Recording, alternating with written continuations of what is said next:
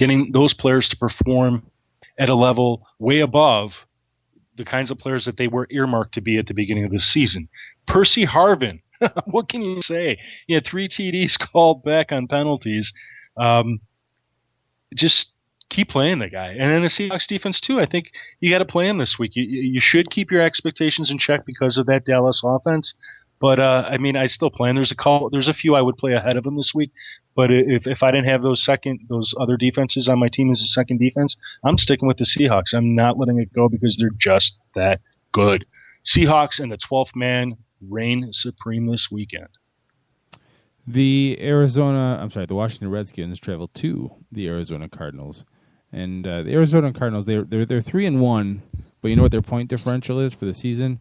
0. They're flat. They're doing it, but they're not doing it very well. And part of that is because they got a 41-20 drubbing last week at the hands of the Denver Broncos in Denver. But their 3 wins in their previous 3 games was they beat San Diego, they beat the Giants, and they beat the San Francisco 49ers. You can't take that away from them. And to go into Denver is a tough task, but they just didn't answer the bell for whatever reason, whether it's injuries. Carson Palmer is still out, but Drew Stanton has played admirably in his chance to have the spotlight on him again. Washington is a tire fire. They just are. There's nothing really exciting about them. They're on the road in Arizona. I'm taking the Cardinals here.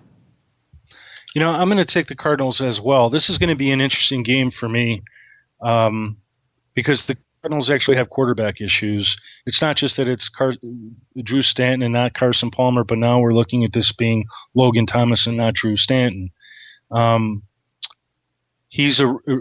Thomas is a rookie from Virginia Tech who I had the pleasure of watching at this year's Senior Bowl during the practices, and I cannot tell you that there was anything about him that was overly impressive in the sense that he stood out more than the other quarterbacks that were there, like Jimmy Garoppolo. He was okay, nothing great, but last week when he played, he threw for 83 yards and a beautiful touchdown pass to Andre Ellington. It was just amazing.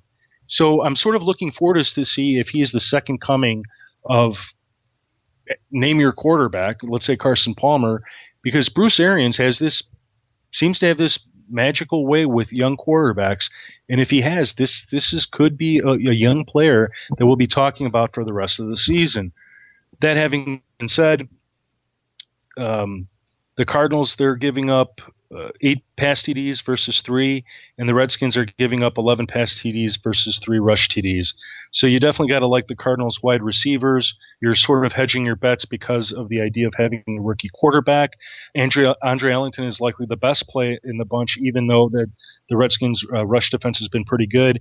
You got to like Andre because of his role in the passing game. Look at Michael Floyd as a wide receiver 2, Larry Fitzgerald as a low wide receiver 3, and you start the Cardinals defense against a turnover-prone Kirk Cousins.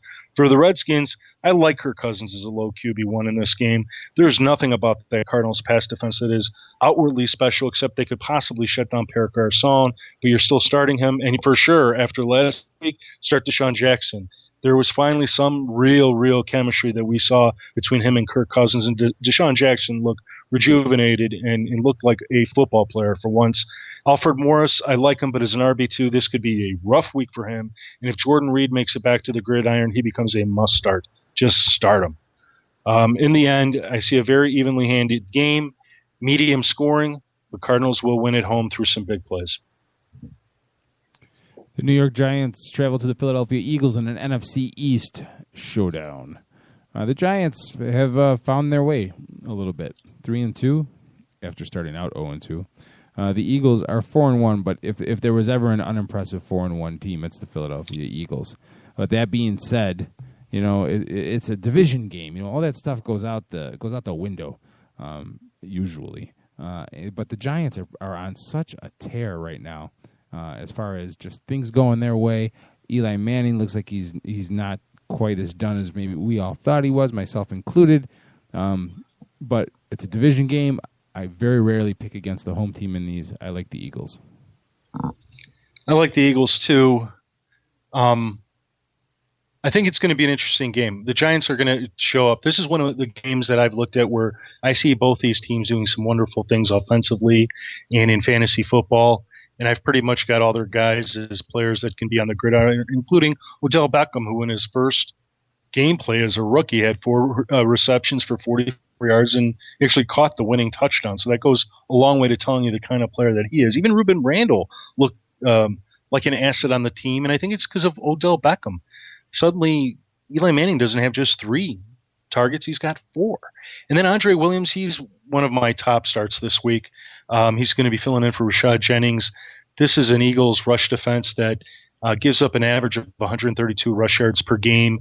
Only a couple of TDs, but that's okay. I can see Andre Williams getting one into the end zone this week. For the Eagles, you start Nick Foles. LaShawn McCoy is an absolute must start.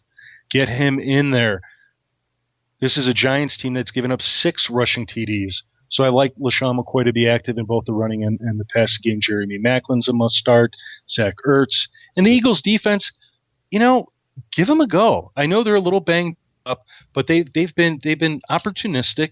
And I think they've got 4 or 5 defensive touchdowns, Keith, in the past 2 games? It sounds like something like that, yeah. Something like that. And the Giants have actually given up a return TD so far this season. So there's some indications. Look at the Eagles as a low DST1 and, hope for the best. I'm taking the Eagles.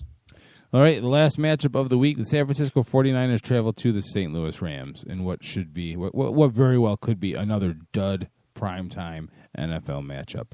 Obviously you can't tell these things when you schedule the games, but oh my God, if we need a flex game, this was it, because the 49ers should go in here and steal one, or not steal one, just stomp all over the Rams.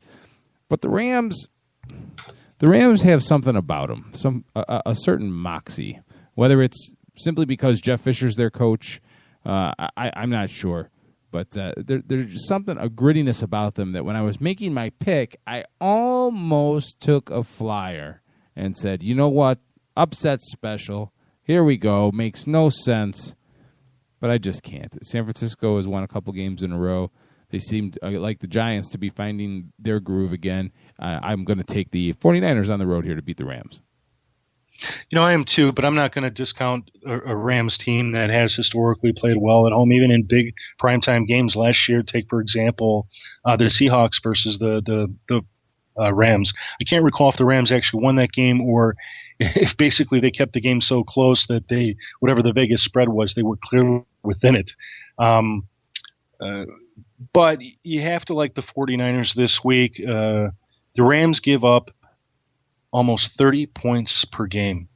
And that's just something that even if you have a quarterback like Austin Davis, who's been absolutely impressive in his 2 games, throwing over 300 yards per game and 3 TDs per game, that's just something that you can't win if you keep doing that. So something has to change.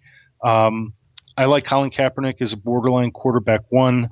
Frank Gore, to me, is a player that you have to play. The Rams give up 152 rush yards per game and a rush TD per game.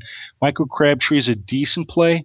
They're giving up a boatload of fantasy points to the wide receiver position, but it's not so much in the yards as it is in the pass TDs. The Rams are a little bit better at pass defense, but I'd still give Michael Crabtree a look as a wide receiver too, and I would definitely play the 49ers defense. I've noticed, along with the Broncos, that some people have dropped the 49ers, and I think you go pick them up and you just pick them up and play them. The Rams have given up 4 defensive touchdowns, and that's enough for me to say play the defense. For the Rams, Zach Stacy's in line to have a really tough week. This is a 49ers rush defense. They've shut down the Eagles. They've shut down the Bears. And there's nothing about Zach Stacy or anything else about the Rams running game that makes you think that they'll do something different. And one player I'd like to toot his horn a little bit, and that's Brian Quick. Brian Quick is on pace to be a 1,000-plus yard receiver, and I want to say double-digit TDs. And with that, I like him as a wide receiver too this week. He's just been impressive in terms of his talent, and Austin Davis has no problem going to him. 49ers on the road. All right, there you have it, folks. We have about 5 minutes left in the program, so if you want to call in with your lineup questions, 585-633-7487. That's 585-633-7487. But in the meantime, while we wait and see if anyone's going to call in, let's have a little segment I like to call Keith's Fantasy Therapy. So, Mr. Saranteas. Do you and your wife have one of those lists that you're going to share with us? No. Oh, no. You mean fantasy football? Yeah, fantasy football. Not that kind of fantasy. Okay. I don't need any therapy for that, if you know what I mean. Anyway, so here's my conundrum. I got to start Le'Veon Bell and Steven Jackson as my running backs, which Le'Veon Bell is a every week starter, but Steven Jackson's in there only because Kyrie Robinson's on a bye. And I don't have enough faith in Bishop Sankey or Lorenzo Taliaferro. Yeah. The question is with my wide receivers. Brandon Cooks is on a bye, so I have to choose between Keenan Allen, Odell Beckham, Michael Crabtree, and Julius Thomas. Pretty sure Crabtree and Thomas are must-starts. So it comes down to Keenan Allen or Odell Beckham. And with Allen limited in practice here, what's your pick? Well, if he's healthy, I think you have to play Keenan Allen just because of the matchup and his role in the offense. But if there's any question as to him being injured or being limited one way or another, I'd have no hesitations rolling with Odell Beckham. He's a great receiver, and he showed a lot last week. He should have a pretty good role in this offense, even though his presence, while it opens things up a little bit, I think it helps Eli Manning more than it does every other receiver, meaning, sure, Victor Cruz could go off in one game, but maybe the next game it's Odell or maybe, like we saw with Larry Donnell. But I would have no hesitations with Odell Beckham. Keenan Allen has frustrated the crap out of me. I thought I was getting a steal. But he's put up 3.7, 5.5, 1.7, then, here comes Jacksonville, 16.5, and then 2.5. Last week. And he's no secret anymore. People have figured him out. And I think the other aspect of this is Phillip Rivers isn't scared to go to the open receiver, period. That's why you see a player like Eddie Royal have any value whatsoever. I mean, he's a typical 30 to 50-yard receiver. He's a role player. But when you see him go off every once in a while with a 2 TD game, you want to go get some of that thunder and lightning. Unfortunately, much like last year, by the time you go get it, you're chasing points as opposed to getting there in front of it. So with Keenan, you sort of want to be there in front of it, but unfortunately that's just the situation of the Chargers. I'm sure nobody on the Chargers is going to be complaining or looking to get him more involved if the team is winning.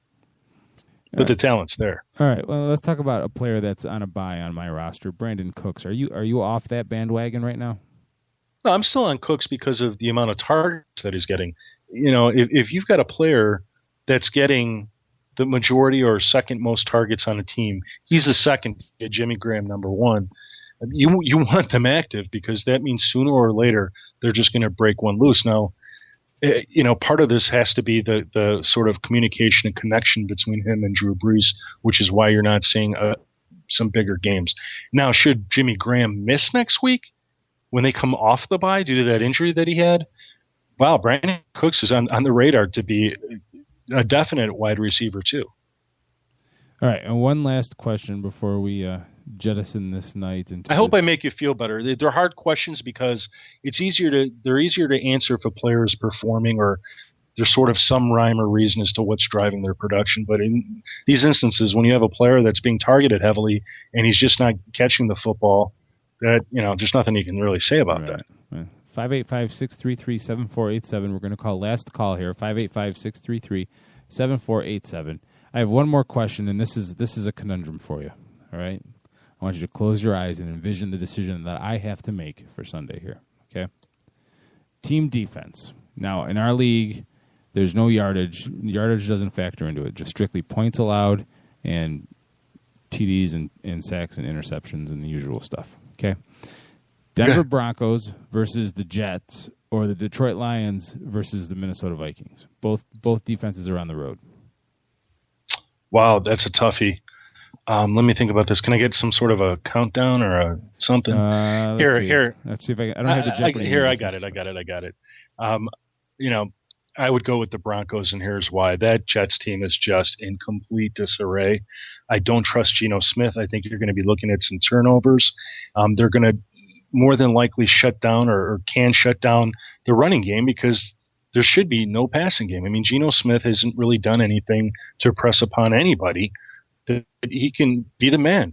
I mean, you're looking at Peyton Manning and you're thinking to yourself, here's a quarterback that can throw 4 TDs, plus the team will get a couple of